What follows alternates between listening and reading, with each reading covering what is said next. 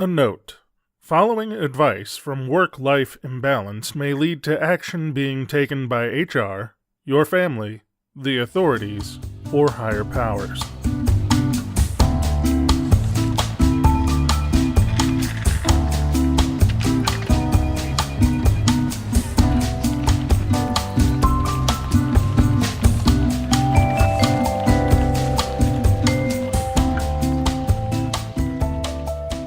Welcome to Work-Life Imbalance, an advice show focusing on workplace and lifestyle issues. Any resemblance to actual advice, living or dead, or actual wisdom is purely coincidental. I'm your monstrous manager, Frank Eastman. And I am your lovable office companion, Derek Lewis. All right, Derek. How are you doing today, Frank? I'm doing pretty good. How are you? I could not be better. Could not be better? That's a lie, but it's close enough to the truth. I'm still recovering from what... The plague. Yeah, the plague that went through that we actually kind of touched on last episode. So yeah, it's stuck with me for like an entire week. I sound a little bit like a bullfrog this time around. Maybe you'll be a funny bullfrog, though. Maybe. That's the hope. So do you want to get into the daily stand-up? Let's do it. All right. So my wife and my daughter are on a long-distance road trip. Okay. Where'd they go? They're taking a meandering path out to California, and they're going to end up in Seattle. Okay. And so they're just kind of wandering around, seeing sights. They don't have like a real strong plan. So what they're doing no real each agenda for night it. is whenever they get tired, they just jump on Priceline, find something cheap, and book it and stay, and then get up the next morning and go on. Okay, cool. That's a very interesting take on it. Yeah, it seemed to be working for them until Seemed? they stopped at a little bed and breakfast. Okay. And I have sent you photos so you can look at them. This Do I need bed, to scroll down slowly to make sure I see them one at a time? this bed and breakfast is in a converted brothel, and I think there are some questions as to whether or not it is actually converted. This is a fucking boudoir. It is Holy indeed. shit. Whoa. Oh my god. Holy shit. So what folks can't see is it looks a little bit like a normal room when you step in there, if a little tacky and overdone. But then if you go into the bathroom, it's got the heart-shaped tub. Okay, that's pretty standard. But then it's got like the naked guy holding the toilet paper roll statue.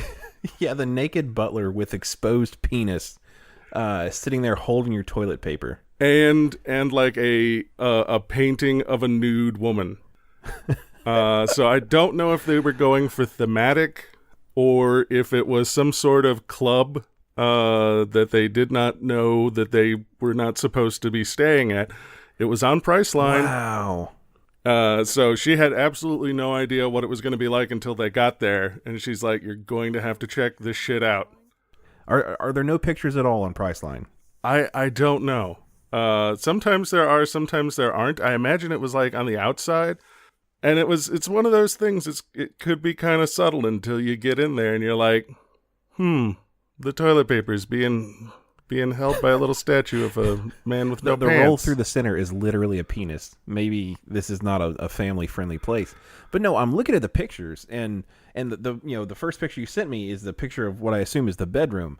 Yes. The bed's nothing special, but like full wall of mirrors, low ceiling, with a huge chandelier type thing that provides what I assume is some sort of video set production quality lighting. Oh yeah. So you can film your own videos. I mean, it actually kind of favors a dungeon a little bit. Yeah, it's got like this faux stone thing going on. Right. Yeah, like just like a faux hearth all the way down the wall. That is mildly terrifying. Even if I was going to a brothel, I don't think I'd want that. Yeah, I haven't been in any brothels. I don't know how comfortable I would be if that were the, sort of vibe when I showed up. Yeah, like the picture of the naked woman, like it's actually pretty artful or tasteful. Yeah. I wouldn't exactly hang it in my family room. Oh yeah, no. But I mean, it's not awful. But no, looking back at the picture of the heart-shaped tub, yeah, there's no question what this room was supposed to be for. Yep. And I've been to like hotels in Gatlinburg that have heart-shaped tubs, but they're not exactly configured like this. Like they're not like the pit of love. Yeah. Like this is literally built into the floor. Yeah. It is it's fairly special. I assume is to provide like ample amount of flat space on the side for banging. Like is that what it's for? I guess I'm absolutely not really sure. Maybe there's just a lot of presentation space that is provided. But so apparently you can get on Priceline and get more than you bargained for when you're just trying to find some place to sleep for the night. So that's what I want to know. Like, I want to know, like, what type of quality control does Priceline have to go through and check some of this stuff? Because, like, I could imagine with, like, Airbnb, there being, like, some questionable rooms where it's like, wow, this is clearly a sex dungeon that they aren't using this weekend. Right. Like, very clearly, meant for another purpose. But like with Priceline, you would think that there would be some sort of like, in order to get on Priceline, you have to like prove, you're not a sex dungeon. Yeah, that was, that was sort of the thing. I think like if it was Airbnb, that would be questionable. I don't think anybody was thinking, oh, there's going to be questions on Priceline. It had like 3 stars, out of 5? like the same as like a Marriott or a La Quinta, but La Quinta this ain't. Okay. If you're saying that like, the mediocre quality of the Marriott warrants you the same number of stars as accidentally renting a sex dungeon. I don't know what the... I think the scale needs to shift just a touch. Well, I mean, I think it might just be based on amenities, but they're not telling us what the amenities are. I mean, I think if we're judging like number of amenities, it's fine. If we're judging like the particular quality of each, I think we have some issues. Yeah, there's so many things in these pictures that like there's really not enough time to go through all of them, or through all the little details. But like there's just so many tiny details in these pictures that make me just believe that it literally is just a sex dungeon nobody's using for the weekend. Yeah. No, I think the conclusion by the end of it was that it's a club for possibly like swingers or something. Okay. That I don't know if somebody missed some notes or something that let people who are in that lifestyle group know that's what's going down, or if they're just on Priceline like, fuck it, we got beds to fill, so let's go ahead and fill some beds with, unsuspecting travelers. Yeah, unsuspecting strangers. I have a problem with the supposition that it might be like a swingers club, because in all the swingers club that I've ever been to, which obviously is 0. I was going to say, well, all right, we find something out on air. I wouldn't expect to see this like goofy ass like naked butler staring at me on the john. It was like, okay, none of this is necessarily tasteful, right? It is definitely sort of on the tackier side of anything, right? But it looked like they were trying up until the gag butler without any pants toilet paper holder. Everything else, I would be like, oh, okay, we were going for sort of a, boudoir feeling on things, and then we just got the of the guy with no pants on statuary. Until you got Jeeves, the poo butler. Exactly. And he's like standing there with like his finger under his nose as if trying to block the scent. Yep. I get what they're trying to go for, but like that's not going to protect him from my funk. Like unless he's got a freaking gas mask or hazmat suit, he's getting a full to the face. But no, this is so far off the reservation from tasteful that like maybe this is so far beyond. Yeah, so far beyond tasteful, it's not even funny. Oh my god. But that's funny. I'm guessing that the rest of the places they have stayed have not been nearly as adventurous as this. No, none of them have been as adventurous. Some of them have been, like, oh, this was not the kind of place we necessarily want to shine a light in every single corner, but it was a place to lay your head for an evening. Yeah, leave the luminol in the car. Exactly. And that's just a good idea most of the time anyway. Right. We, we're all having a little bit of suspension of disbelief that we're staying in the clean hotel room each evening. Right. I think that goes for any trip. Like, yeah. I don't care what it is. Like, there is no hotel room that has been thoroughly clean enough for anyone to call it actually clean. Right. Yeah. It is the mere appearance of clean. It is the appearance of clean. And I'm okay with that for the most part when I'm just staying there for one evening. I'm not necessarily camping out forever. But, right. Yeah, this is the first time that's ever sort of ended up in having a whole new experience. See, this just like further proves that I'm doing it the right way, because like, whenever we, book travel or, book a hotel or whatnot, like I scour the photos, like just to be like, what corner are they not showing me where like, they're missing space or they've got something tacky over there or something like that. Right. But, occasionally I feel like I'm being a little bit scrutinizing it, maybe a little too much.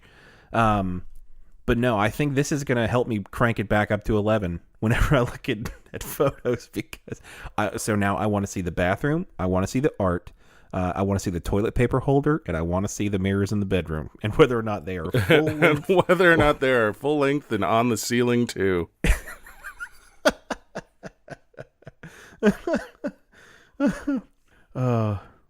No, but that is hilarious.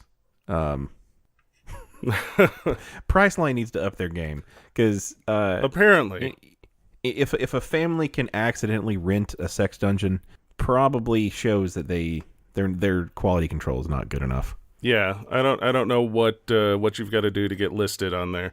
That's, as I said, going with Airbnb, sure, it's a crapshoot. In both directions, you don't know right. when you're renting out your place whether or not it's going to become the weekend sex party, right. or if you are in turn renting out the unused this weekend sex party room. Like, right. That is kind of the dice that you're rolling with Airbnb, which is why I don't necessarily use Airbnb a lot. Right. Which I have done in the past to fairly good results. When we went right. to Washington, D.C., we actually stayed in like a little apartment that it was obvious that it was an unlicensed sort of, this is just what they do. It's not a room right. in their house. They have a house that right. they are just renting out floors of right. on Airbnb. But it put us like in a really nice area in, not a really nice area in Washington, D.C., but it was a really good experience. There's a lot of areas of Washington, because D.C. that assumes that there are nice. That assumes there are nice places in D.C. Yeah, not in the city necessarily. Yeah, that is another tale to tell. We had gone to pick up some sundries relatively late at night at the local. I forget even what, but it was the grocery store. Yeah, but we went to the grocery store, of the bodega, and I knew that it was going to be problematic when we arrived, because there were 3 different security guard companies in place. Holy shit! Not just 3 different security guards. There was 3 like different companies. There was like a cop and 2 different companies And So do you think that the outside people were so bad that they needed 3 different companies, or do you think it was kind of like the swallowing a spider to catch the fly type of thing? Like, do you think that maybe they hired the first one, didn't necessarily trust them, hired the second one to watch the first, and then they realized they had done it again, and then hired the third, more reputable company to watch the first 2? That might be how they decided to go down. But it was pretty wild. I keep my head on a swivel just a little bit, so, I'm noting these things, but not necessarily saying anything, because, I don't think anything's going to happen. I'm just like, there's a cop and then 2 different people with completely different uniforms from security companies, and they've got the doors locked down, so there's only one way in and one way out. Man, that place has seen some shit. This place has seen some shit, and we're in there buying, whatever it was that we needed. I needed like a razor and a couple of other things that we, had forgotten at home. Right. And we get to the checkout line, and there was this woman that had been wheeling around a suitcase, like maybe she was also a fellow traveler or the like. Okay. And apparently, like, she'd been wheeling around the suitcase, talking loudly on a phone. I had noticed her, but not really noted her heavily. Mm-hmm. Well, as she is in line to check out, the security guards sort of descend upon her. There is a small altercation. I turn, and, like, she is fighting with them, knocks over her suitcase where she has, like, 5 or 6 large bottles of wine that she was trying to steal, which then shatter all over the floor. So, like, there is a giant growing puddle and the smell of wine as, this yelling lady is being led away in handcuffs. And I'm like, yeah, there we are. I guess that's a random Saturday night here at this Washington, D.C. Local stop. See, but here's the disappointing part, is that, you said that, they opened the suitcase and it kind of tumbled out and all, several of them broke. Now nobody gets that wine. This is true. It's not there being put back on the shelves for the customers, or at least I hope it's not. Like, then you go back later and they're mopping it up, just like squeezing it into a new bottle. I'm trying to say, don't drink any gas station wine in DC, apparently. Yeah. It turns very quickly and unsuspectingly into turlet wine. But you never know what you're going to get, I guess, when you decide to stop. Wow, your family adventures are far more harrowing than mine. I don't have any fantastic stories like that.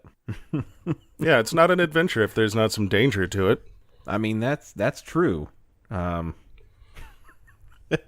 I guess I like my vacations to be a little more relaxing than that. You take relaxing vacations. See, we take family adventures. All right. So do you want to get into the deep dive of the day? Let's get into the deep dive. All right. So, for the topic of the day, I want to discuss what do you do about coworker wardrobe malfunctions. Now, we're talking, you notice that maybe the guy across the hall has done some sort of plie or some sort of squat in which his pants have ripped. He's got a blowout.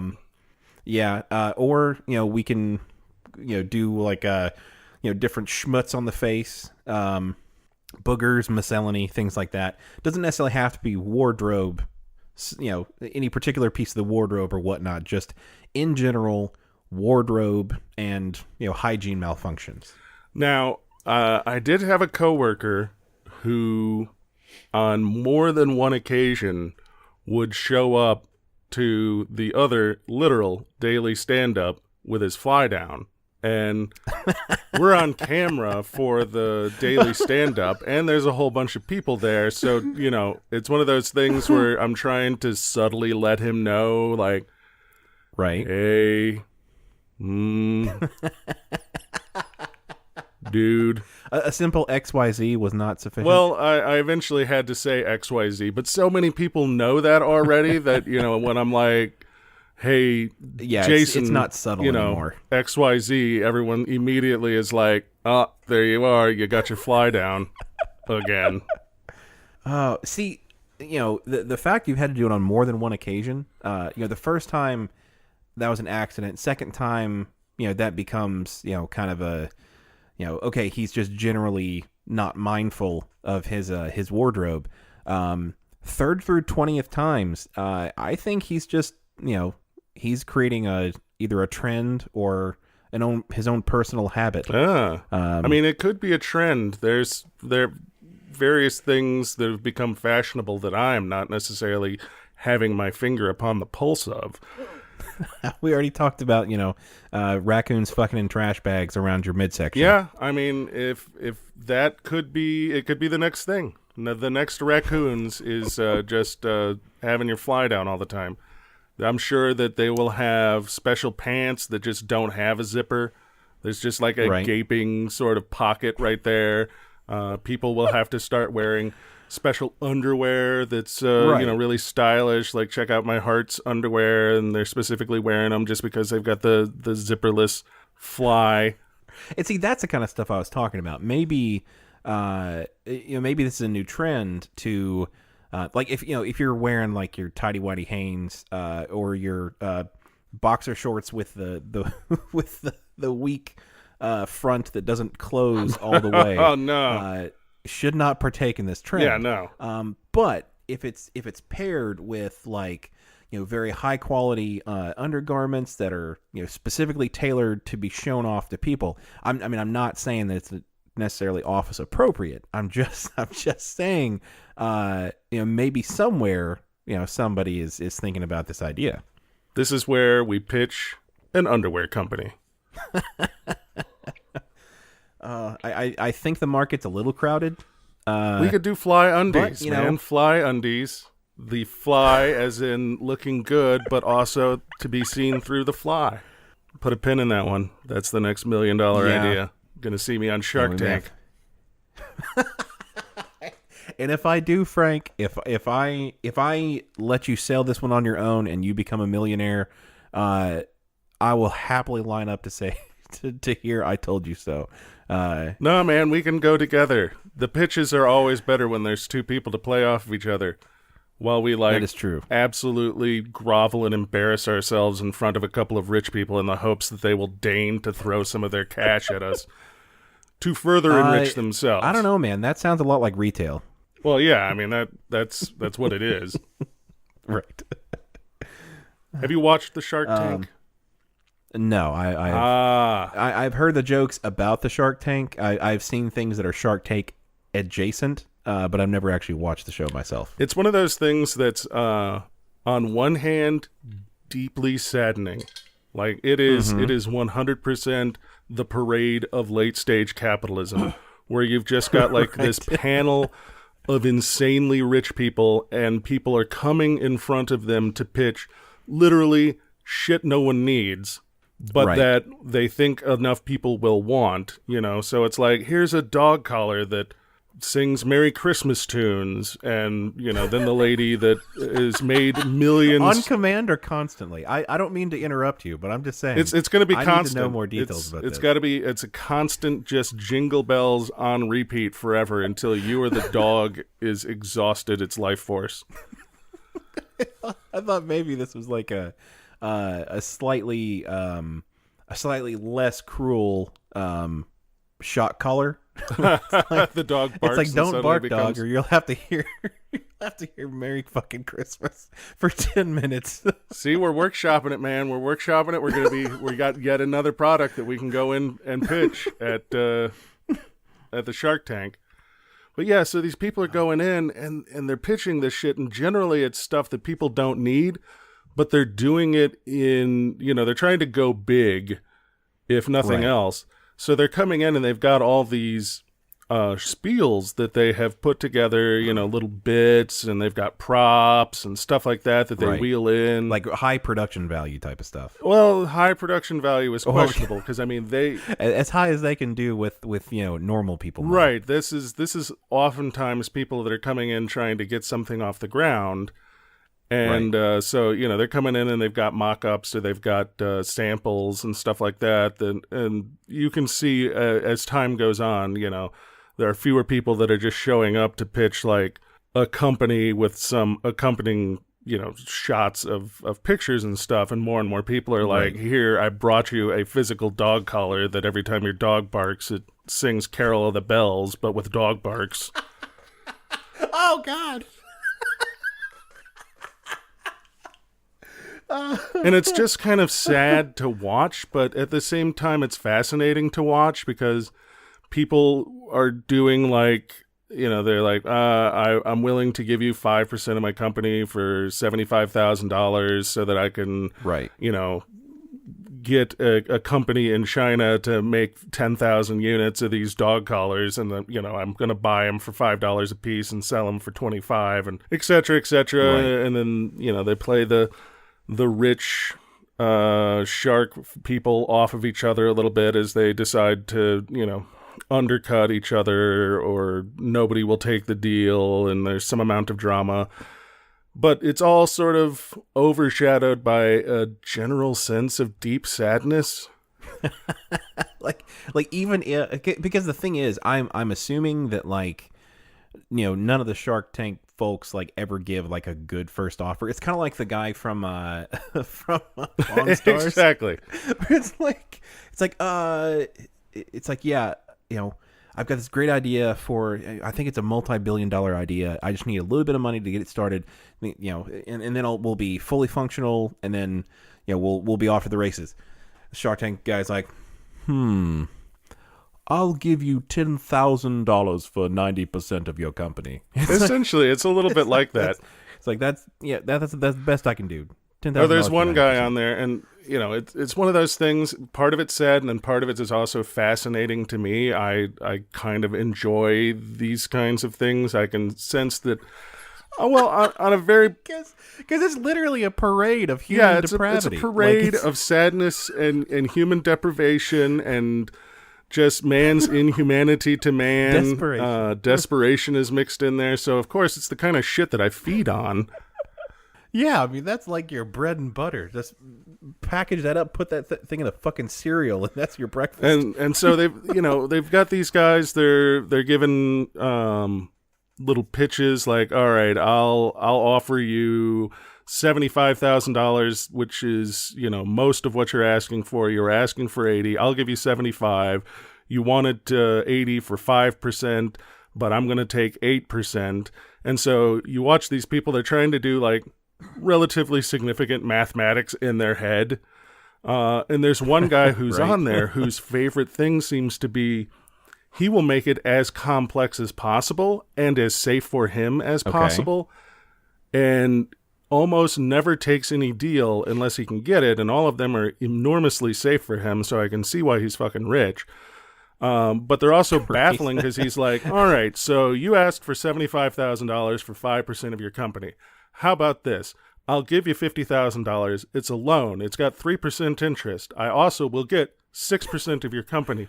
Now, if you make, $5 million in the first 6 months, we'll pay off the loan. But instead, that loan will turn around and become a 7% stake to add to the 6% stake that I started with. And by the end of it, the guy's just like, Jesus Christ. Any of the other sharks interested? It's like just no on principle, because I can't tell if that's good or bad. Once I can no longer understand where you're at, and he does that on purpose, because then he ends up signing these deals, and I'm sure that it works out well for everybody involved, but it definitely works out really well for him at the end. Right. Yeah, because I'm sure that he understands the impact of what he's saying, but he knows that they don't, and so that's like. In a room full of predators, that's like the most predatoriest thing you can do. He's the ambush predator. We got way off topic. I think we started with wardrobe malfunctions, and somehow we got onto Shark Tank. And like, now sharks could cause wardrobe this is true. malfunctions. This is true. If they bite off your pants, or if one of them picks up for $75,000, 5% of the stake in my new company, Fly Undies. Undies specifically made to be seen through the fly of your pants. So it's less about like purely making money and partially about I don't know, giving some redemption back to those that have these constant wardrobe problems. Yeah. Because like you said, you know that one guy, it's a constant problem for him. Like it's not something that just happens every now and again, but if it's something that he constantly fights with, like this will give him some pride. He was a trendsetter. Instead of just a guy who keeps forgetting to put his fly up after he's used the restroom. Yeah. But no, well, back when I used to work at the textiles plant, that was kind of a little bit special because not only were we doing software, but we were doing tech support for the plant. Most of what we did was software tech support, but it also involved like carrying machines around and like kind of crawling into tight spaces to check for, USB ports and stuff like that. And there have been several occasions where, one of the guys would, or even me, like I ripped a pair of fairly crappy pants one day, but never had like a true blowout. But we've had some guys that have reached under there, kind of crouched a little too low, and the irony of clothing going out at a textiles plant is not lost on me. It was not lost on us. There was actually a guy on the floor. One of the supervisors was like, so you got a tear right there. We could rip some off this roll right here and sew you right up. But no. So how do you approach a coworker that has any type of wardrobe malfunction like that? One is tactful, which is probably the best approach. What do you think? I don't do tactful. I suppose you could if you wanted, but I tend to let people know in a way that's not necessarily going to embarrass them in front of everybody, but in a way that acknowledges the fact that this is fucking hilarious. Right. Because it's an opportunity missed if you just kind of, do it very stealthily and nobody else notices. But if you can call out some amount of attention to it, then it can be all right. Yeah, because if you can kind of call somebody out on it without it being laughing at them, you can squeeze a lot of comedy out of that. And like I said, I'm kind of a forgetful person, or not really a mindful person. So there have been issues where like I'll leave a tag on something or something like that. I always hate that. And see the problem, and being a big guy, like all the tags say is fat. Exactly. That was my thought. I was like, man, that's one thing that I try never to have happen. Is to go out in public. I'm scouring like, is there like a sticker on this motherfucker that's like, showing what size it is, or is there anything at all? Because the last thing I need is for anybody to be like, holy shit, I didn't realize they made things that big. There's actually, there's a size for that? Holy hell. Because, that's the problem, is that like people assuming that I'm big is one thing, but like then having like quantifiable metrics exactly for how much of a fat bastard I am, that's just that sounds terrible. But no, like, occasionally it'll happen, not often, and I dread it for days after I do it. But yeah, if somebody points something out to me, like, I'll try to make a joke about it, because most of the people are not trying to be intentionally dickish about it. Like they don't want to cause undue harm, but I think some people can't help it. I think some people are incapable of having true tact. This is true. Now, for my part, I think I am perhaps a little overzealous in protecting myself from situations like that. How so? I just, I think I see. Do you have these little things that shoot out of the side of your face? You spit acid on anybody who notices? It's like, hey, Frank, your zipper's down. Oh, God, my face. That's why I keep that snake around. Um,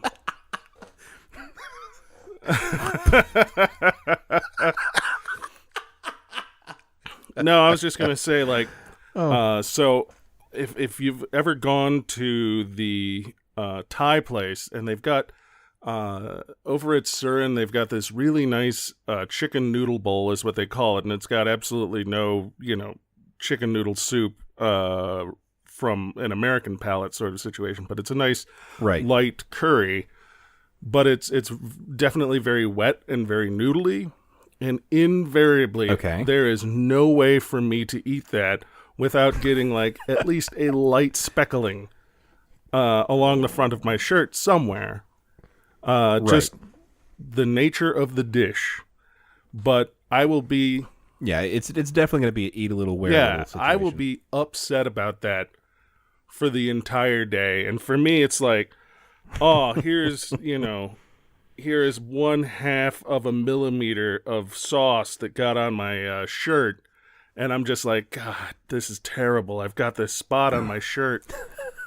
And I can see it everywhere I go. I sit down, I look at it, and I'm like, fuck, this thing is glaring. And then nobody else notices.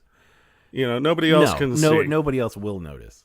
No, not at all. And that's the thing, that, being somebody who is portly, like, I don't want to give other people an excuse to think that I'm, slobbish or unkempt. Like, I am actually, like, very low groomed. Like, for, head to toe, like, I put in time to look whatever level of good I achieve. Sexy ain't like, easy. This is not an accident. Yeah, sexy ain't easy. Normal ain't easy. Like, just being presentable for other people ain't easy. Yeah, so, like, people may look at the way that I dress and think, man, he's just not trying. No, the sad reality is the fact that I am. And just that's the apex of what I'm able to achieve given this is the max product a sculptor can get out of the clay that was provided. Like, this is the best that can come out of it. I'm kind of with you in the same boat that, like, if I drop some specifically if I drop like water on my pants, because I know nobody is gonna think that I peed my pants. But I cannot verify that I did not pee my pants. Like, I want, like, forensic evidence that is not pee on my pants. You don't have to burst out of the bathroom like, this is not piss on my pants. But also the thing is, like, if you had pissed your pants, isn't that what you would also say? That's right, Derek. That's why you never say that, because everybody immediately goes... Yes, you did. I'm looking for solutions, Frank. You can't just throw that out there without me expect to give it a try. For me, like, so I'm a taller than average person, and the way sinks are usually laid out in restrooms, if there is even the smallest amount of blowback, if the water pressure is ever so slightly high when I put my hand into the stream, it is going to shoot back out directly at crotch level. And it always just looks like, if I'm not super careful, it definitely looks like I have splattered my pants while trying to take a leak. See, yeah, I didn't think about that. Like, I take that for granted because, I'm still, an average height guy. So sinks are kind of made, kind of for my height of people. So if I do get some splashback, like, there's still like an 80% chance it's gonna land above the waist. Nope. Like, that's okay. But yeah, for someone like you, who, not to get crude, like, you could wash the boys in the sink without leaning over. That is perfect crotch level for any water splash. And I will say this. I will honestly say this. More than one time it has happened, and I have just been like, well, I can't leave this bathroom now. I live here, I guess. And gone into a stall and just hung out for 10 minutes while shit dried off. See, well, if it's a place that just has, like, paper towels, that's not going to work out too well because paper towels always kind of leave the residue a little bit. But if it's if it's got like the hand dryers, you're But at kind the of lucky same- because not only is the sink crotch height, but like, the air dryers are going to be roughly At the same crotch time, I don't want to be in there with the Dyson Airblade directly on the down south part, and someone else walks into the bathroom. height. You're just kind of fucking the Dyson. Yeah, okay. I can see how the optics on that would be less than great. Better to just hang out in shame in stall 3 for 10 minutes. Yeah, maybe blow on it a little bit. But then going kind of back to the work wankers thing. Like if somebody hears you in the next stall going, it would raise There's a lot of questions raised that I don't want to answer. Now, have you ever had No. a significant issue, but then you had to get through the rest of the day? Oh yeah. It's not been often, but occasionally I have. There was this I forget what it was. It was some sort of presentation or something where I had to be in a pair of nice pants. And back then I was kind of poor. Didn't really have time to go buy more pants. So I just kind of wore the ones that were a little too tight. Oh, no. And so I kind of, and I wear my pants just a tiny bit low because, I suffer from no acetol. But yeah, so it was riding a little bit low. And so like the crotchal area, was under a little bit more stress from being lower. And so, you just kind of take one bad turn in those bad boys. And, all of a sudden you get some rippage. And sure enough, like from the bottom of the zipper to about half, maybe a little less than halfway up the bum, it was the a full solid blowout split. Yeah, but so I had some very modest boxer briefs underneath, so I wasn't necessarily worried about like anybody seeing anything untoward other than anything underneath my pants. But yeah, I had to do the presentation and just kind of not do any like pirouettes or any wide motions that would cause me to no lunges or anything. Strictly forbidden for that presentation. But it went okay, but I will not verify the quality of that presentation because that was not. I was going to say, you did not have your eye on the prize. You had your mind elsewhere. Yeah. I was hoping that the audience did not have the eye on the ball. At one point, there was one of my offices used to have a lot of old infrastructure, so it was brick and a lot of metal and stuff like that. In a couple of areas, there was metal that was sticking out. And one day, going through a doorway, oh no, I managed to catch and rip a shirt. And I don't have a lot of shirts, and I had stuff to do that day. But it was a very obvious and sort of problematic rip to the shirt. But what I did was I was like, man, I don't have time to go home. I've got some meetings and stuff I'm going to have to do today. What am I going to do about this? Yeah, can't really take time to go fix this. So I stopped for 5 minutes in the bathroom with a stapler. So, I mean, was this like in a seam where you could possibly play this off? It was on the side, and it was sort of in a seam area. I don't think a lot of people noticed. I figured it was a lot more obvious than I guess it was because only one person commented on it. But, like, I literally just went into the bathroom, took the shirt off, grabbed a stapler, and went chicka, chicka, chicka, chicka, chicka, chicka, chicka. And there was a line of staples, just like it was a line of sutures down the side of the shirt. And I put it back on and was like, well, I guess that's going to do. We're going to have to go. And I kept the staples in that shirt. Like, I retired that shirt from active duty out in the field, but I left it as a lounging around the house shirt. And for several years after that, I can tell you, staples are a relatively durable medium for fixing clothing because it went through the washing machine multiple times without any problems. Wow. Okay, that's impressive, but at the same time, like I can't imagine staples being like the ultimate comfort material for seams. Oh, I mean, not really. Every once in a while, you'd get a little cold, against the side from the metal, but it was surprisingly effective. It was one of those things where I just eventually didn't think about it anymore until I put the shirt on, and it was like, oh, yeah, shit, this is the shirt that's being held together with staples and prayers. Yeah, I think we better wrap that question up because it's been like 40 minutes. 40 minutes on wardrobe malfunction. Shall we go to the audience question? Yeah. Yes. All right. So, from Down South Disgusted, a female office worker sitting in my cubicle at work when this male coworker walks in to ask a question.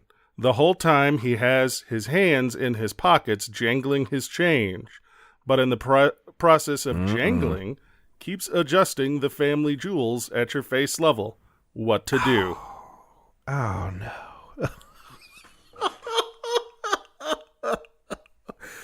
Oh, and the sad thing is that, like, I obviously don't know this person or the person they're referencing, but I know somebody like this. Like, everybody, as far as I know, everybody knows a guy that is a little too liberal with the with the alignment adjustments. This is, again, I don't know, maybe I'm entirely too self-conscious, but this is just a thing that I would never do. Like, even if there was binding, if there was chafing, if there was pinching and, torsion, I would have to excuse myself to another room where in privacy arrangements could be made. I just don't think that I could even try to be surreptitiously like, well, I'll pretend I'm jangling the change while I That's what I'm wondering. Was that supposed to be some sort of fucking cover fire for adjusting his junk? It's like, oh, if it's like a little it's like cat with dangling keys or something.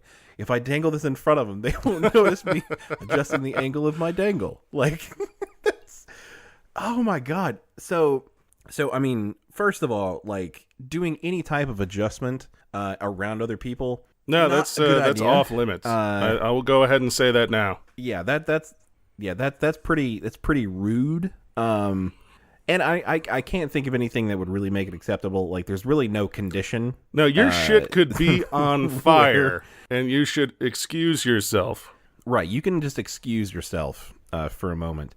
And I'm not saying that I am absolutely 100% above ever doing any adjustments in the eyes of God and man. But it is very rare and only in the worst cases possible. And like I said, it's very rare, not often. But certainly not when somebody else was at crotch level, when their face was like, their direct eyesight was on my crotch. Like, excuse me, that's when around could be at my crotch. Like, not specifically of whether or not they were staring at my junk. It's definitely something that you can't do when you're a Chippendale dancer and you're on stage. It's like, and next up is Jeremy, who will be adjusting his crotch for 15 minutes. It comes out like a pair of dress pants. And pair of dress pants with really uncomfortable underwear underneath. Just writhing his way down the stage. See nothing. It's like, this is the worst part of my day. But no, I want to go back to the attempt that he's making to cover this up. Because I mean, I've known, like, it seems to be like kind of like a manager thing, like where maybe like a manager wants to announce his presence. Like a cowbell, where he like jangles the keys a little bit, so you don't get startled. So like, they'll just like, rattle their keys or, have their hand in their pocket a little bit. Yeah. So I've had managers do that before. I assume it wasn't for cover fire. You would think, but I guess it's possible. It may be more effective than I think.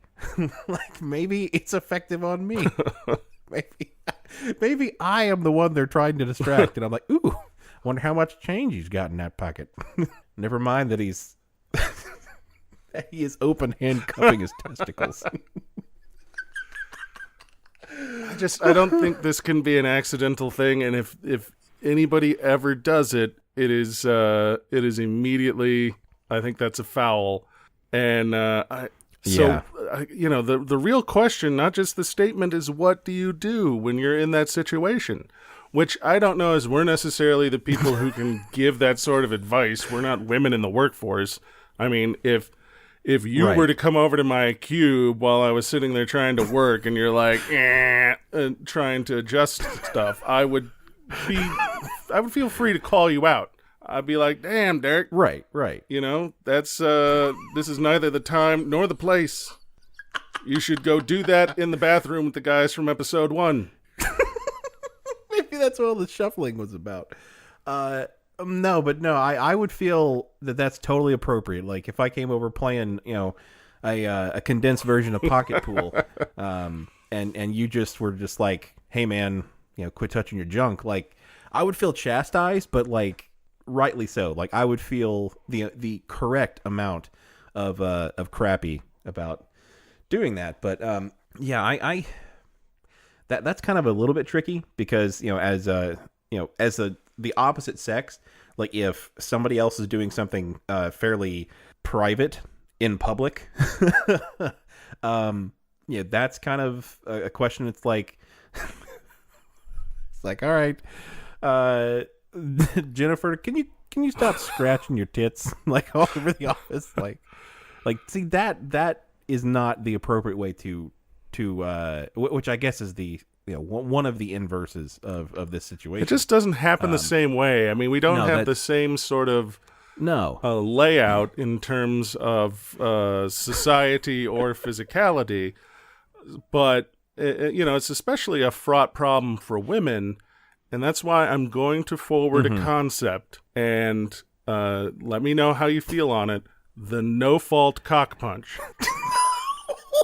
That's just where if you're doing something untoward, your female coworkers are just allowed to punch you right in the junk, and there's no fault. Like, so like, is it if you're doing something intentionally that you shouldn't be doing, or unintentionally, or some combination of both? Guy on the subway, man spreading, taking up two slots, the no fault cock punch. Just drop the people's elbow right on his jimmies. And I think if that was a legally defensible thing, we would probably find people who had a lot better behavior overall. That would make me that would definitely correct any unknown behavior that I had, for sure. Derek didn't realize he was doing it, but now he does. I mean, and now he sings castrato.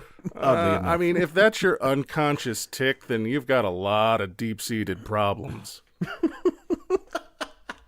Oh, no. Yeah. But no, I think that with the no-fault cock punch, which we might have to workshop the name, but we'll go with it for now. No-fault cock punch, I think that would fix it in very short order. So if you have the rapport built up with your coworkers, where they would understand the complex concept that is the no-fault cock punch, and if you need a press release or anything, or like some documentation on it, feel free to ask us. We'll forward it on to you. No big deal. But definitely the most correct response to what's happening. I don't know if that's the most tactful response. Oh, it's definitely not tactful, but then again, neither is this action. So that is very much so correct. So in all seriousness, one bit of actual legitimate advice. So I'm using my one free. I was going to say, there's none of that shit on here, Derek. Don't you ruin this for me.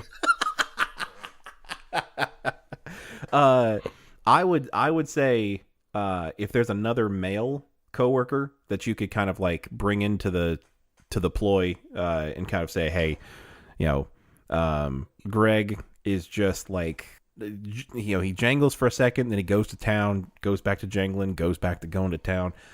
Can you talk to him about doing that literally at eye level with me? That would be something that I feel like if somebody did that, you know, somebody came to me with that kind of problem and asked for me to kind of, I don't know, be the middleman. I think that's perfectly appropriate. Like, you need that kind of, you know, cross sex, or cross gender, middleman interface, to kind of help get things solved like that sometimes. So, I would say that is perfectly acceptable. If he's the only male, I think that makes it actually worse. Like, you need to go to HR because if there are no other males on this and like he just does this in front of women all day, every day, chances are that's not accidental. Like, he's just, that's so creepy. Oh, okay. Hopefully that's not the case. Hopefully it's just, he has no clue what humans are and are not supposed to do in private. Which is a public. thing that I'm honestly surprised at. Like, maybe I live with a lot of deep-seated shame, but I think it's good and appropriate deep-seated shame that allows me to walk through the world without doing shit like grabbing my junk in front of somebody or wearing spotted and stained shirts. I would call that, right. If that's the effect that shame has on you, I would call that a constructive shame. Like, that is, you are using that to better yourself, and in that case, more power to you. Like, keep that shame. That's no problem. Yeah, I think there are some people that just have, you know, nobody else has shamed them into being, you know, into erring on the side of shame. I'm with you. Like, I've experienced my share of shame, so that's kind of like my default. If there is, if somebody sees me eating like a honey bun, like, that will produce shame. It's like, oh God, they've seen me in my natural habitat. and I mean, that's true. Like, as a big guy, there is an actual sort of situational awareness that I'm like, fuck, I might want to eat this entire platter of delicious chicken wings, but being as I am a gentleman of size and there are other people around here, I can't go to town. Exactly. There are connotations. Like, I was actually at a banquet the other day, and it's one of those things where, you know, you go to this banquet, it's ostensibly all you can eat buffet of food or whatever, but for a big guy, it is not. If he has any sort of situational awareness, that is where you take a very small, petite amount of food and sit back down and consume it gently, and then go out to McDonald's for a Big Mac afterward. All you can eat buffets around like coworkers and whatnot are not all you can eat for big guys. It is a contest to see how much restraint you can show and eat the amount that other people think you should eat. Or, excuse me, maybe that's not even true. Eat the amount that you assume is normal for a normal human person. Which for me is sometimes a guessing game. Right. Absolutely. And I mean, apparently with like the forks and cutlery shit that we talked about last episode, like, apparently that's a problem I have too. It's like, what do you mean you gave me 4 forks with, got 7 appetizers? Like, that's just for 2 people. What's the problem? No, but this is something that needs to be addressed. If you feel uncomfortable, that is the right response for what is happening in front of your face. If he's a nice guy and you think he's just oblivious, talk to somebody else to talk to him very carefully. If you think that he's just being, kind of flaunting the flag, just go to HR. Like, this is what HR exists to do. I could see like an alternate timeline where I would have become an HR professional, just so that I could be the person who brought down, the thunder. That I could see as being a job that I would like. Like, just coming down on people like a ton of fucking bricks about the horse shit that they do. that would be a pleasing sort of job for me. We already talked. I mean, you've already talked about how you were the most effective type of Grim Reaper for killing an entire branch of an office. So, I mean, I figured that was like, I wouldn't even call it Plan B. I thought that's what like your goals and aspirations were. It's like right now I'm a project manager and Scrum Master, but I will find a way to get back to my true purpose of ending happiness in as many Generally, people as possible. they keep me confined. I very rarely am given firepower oversight, and I think it's specifically for that reason. Because for all that I'm a jovial person to work with and people enjoy working with me, or else, I am also just really quick on that fire button. Like, if there's someone who isn't a good fit, fired. It's like from like Austin Powers, where exactly the little trapdoor. It's like, I've got my finger on the trapdoor button at all times. All right, so I wanted to get to this this issue from the internet before we run on far too long. So the issue that we picked out for today, it's from the user Shaba number 1. Shaba 1, huh? Shaba number 1. All right. And it's not a long one, but it is. I have no specific scientific background besides high school. What field would you study if you wanted to make a self-functioning human-scale robot?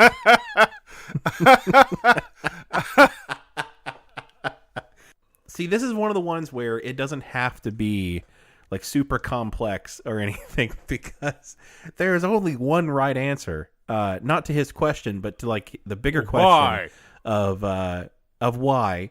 It is clearly just a sex robot that he can fuck. Like, can it be any more obvious? Because there's like, I'm sure there are machines to do most of everything else that he wants to do. But the only reason, like, I mean, maybe he couldn't afford a fully functioning sex bot like the rest of us. But, maybe he's too ashamed. This is the future liberals want. He can't ask for his own sex bot for Christmas. So he's got to build his own. He's got to go weird science on this shit in the basement. Definitely weird science for sure. But yeah, so what, I mean, other than like pure horniness, like what possesses somebody to just from scratch say, I want to build a fully functioning human scale robot? Is there anything other than sex it could be? Like, am I just being closed-minded here? I mean, I think you're being a little closed-minded here, because if anime has taught us anything, it's that you have to have a robot in order to fight larger robots. Okay, all right. So this is the opening salvo that's not in too bad. I can robot arms race. So, well, the problem is that he said that it was going to be a human-scale robot. And whenever our robot overlords come, I doubt it's going to be human scale. I would have to think that they would have built some like larger than human robots at that point. Maybe not quite like, Voltron sized yet. Like maybe we're not quite there. I mean, they're going to have some like, 20-foot robots, 15-foot robots, and like a human scale robot, unless you just build a lot of them. Not going to do a whole lot of good. Kind of like the whole, like, would you rather fight 100 duck-sized horses or one horse-sized duck? So I don't think, no matter how many like human-scale robots you throw at it, I think that the bigger robot would win. Well, I mean, there is some Astro Boy sort of precursor here to suggest that, if you build a good enough human-sized robot, it can take on robots much larger than itself. At least it could in the 50s and 60s when Astro Boy was originally popular. But, I mean, you're right. Like, it has carried on through, like, Mega Man and things like that, where build a... you go down to the local Build-A-Boy and say, I want it to have titanium plating, a buster shot, like... But, I want it to have lasers and armor and maybe be able to fly. So, like, the optional jetpack, we'll spring the extra, $100 for that. And then they they take your desires and they create you a little boy. This is This is a really weird robot shop that you're envisioning, Derek. It's very weird, very specific. Why? Well, okay. No. What is weird about that? Oh, I mean, other than like the whole thing. But like, if there was a place called Build-A-Boy, what the fuck else would you expect that to be?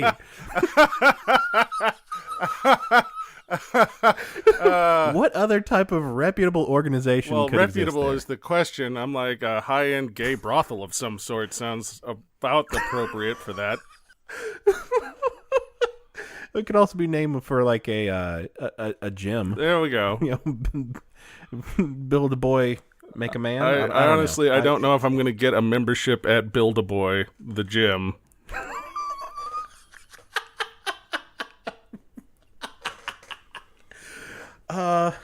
That thing is going out of business real fast. I'm sorry, but I still think I think Build-A-Boy has like okay, not the gym, but as a concept, it's got legs. It's got legs. and and torsos and arms and and everything else.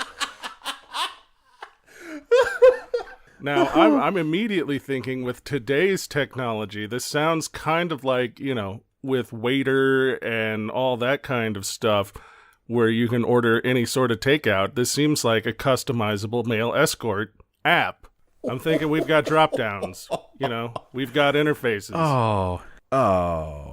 So you're not talking about like buying. Are you talking about renting? Renting. The Uber for erotic sex robots? Call it. No, I got it. We'll call it Luber. Oh, God, no. Oh, man, that was gross just rolling off the tongue. That's what they'll say about it later. Oh, gross. No, I'm not. Look, if I'm the first one to get the ride on the sex robot, that's not a big deal, but I'm not taking leftovers. That's it's sort of ride sharing is how these things work these days. It's the gig economy. That service is not for me. Not for me either, but how else are we going but to I guess get for our those that can't afford their own, sometimes you got to share. Our suspiciously sized and shaped war robots. Oh my God. But no, I don't even want to answer this one seriously.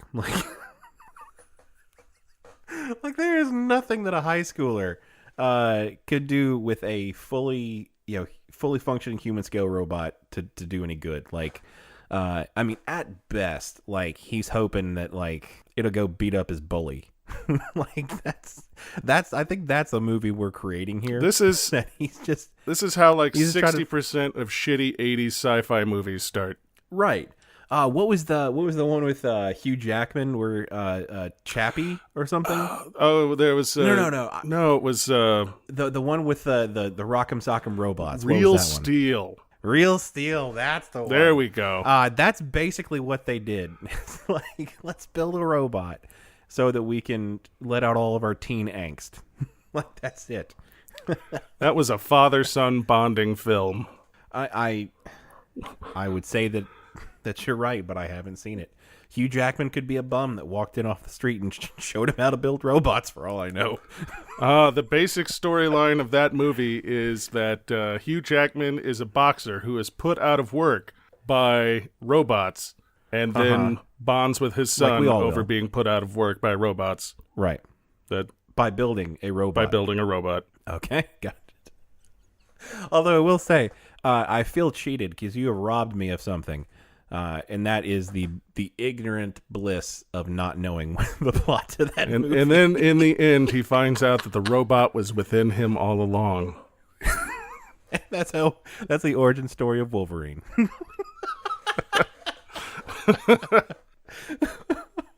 It's like, oh God, Logan has become the robot, and now he grows 6 sideburns.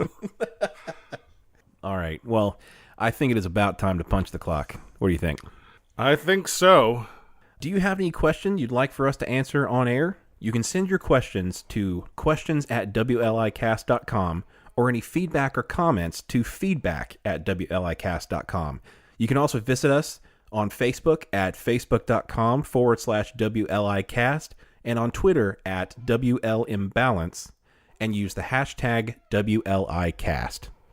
This has been the Work-Life Imbalance Podcast. I'm Frank Eastman. And I'm Derek Lewis. And with that, I think we're going to have to transfer you.